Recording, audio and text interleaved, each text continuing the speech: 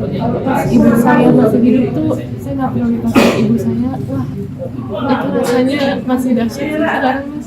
Penyesalan terakhir Chiki Fauzi setelah Marissa Haque meninggal dunia, akui ego keras ke sang ibu. Chiki Fauzi, putri dari Ikang Fauzi dan mendiang Marissa Haque, mengungkapkan penyesalan terbesarnya setelah kepergian sang ibu. Sebagai anak, Chiki Fauzi mengakui egonya masih sangat besar ketika berhubungan dengan Marissa Haque. Penyesalan itu datang ketika sang ibunda meninggal dunia secara mendadak. Saya sebagai anak ada ego-ego keras yang saya sekarang menyesal banget, kata Chiki Fauzi, dikutip dari YouTube Intens Investigasi, Kamis tanggal 3 Oktober tahun 2024. Bahkan melihat jenazah almarhum ibunya pun membuat Chiki dihantui rasa penyesalan.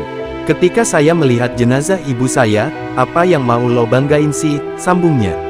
Ia berharap, apa yang dialaminya dapat menjadi pelajaran bagi orang lain agar tidak mengabaikan ibu mereka. Ini jadi pelajaran untuk semua yang masih punya ibu. Please, prioritaskan ibu kalian, ujar Chiki.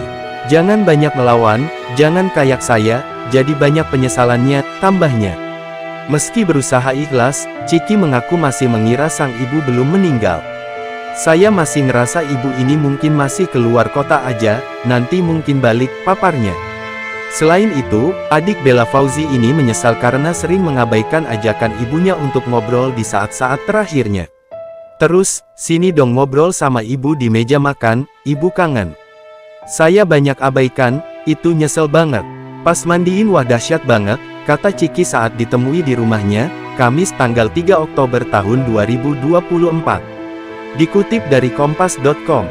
Selain itu Chiki Fauzi juga menyesali ucapan terakhir kepada ibunya yang dirasa kurang pantas. Ucapan itu keluar saat Marissa Haque membuat konten untuk mempromosikan brand scarf milik Chiki. Marissa Haque sempat meminta Chiki Fauzi untuk menerima permintaan kolaborasi konten di Instagram. Namun Chiki menolak itu karena merasa kontennya kurang cocok. Aku cuma lihat sekilas lagi nyetir, enggak lihat full videonya. Terus aku bilang, enggak ah bu, norak. Gara-gara layout emak-emak gitu loh, kan gimana ya, kata Chiki. Sampai saat ini, Chiki Fauzi masih menyesali ucapannya tersebut. Padahal Chiki Fauzi memiliki rencana untuk membuat layout yang lebih estetik pada konten tersebut. Tak hanya itu saja, Chiki Fauzi juga menyesali tindakannya mengabaikan sang ibu di hari terakhir. Saat itu Chiki lebih mengutamakan pekerjaan ketimbang ibunya.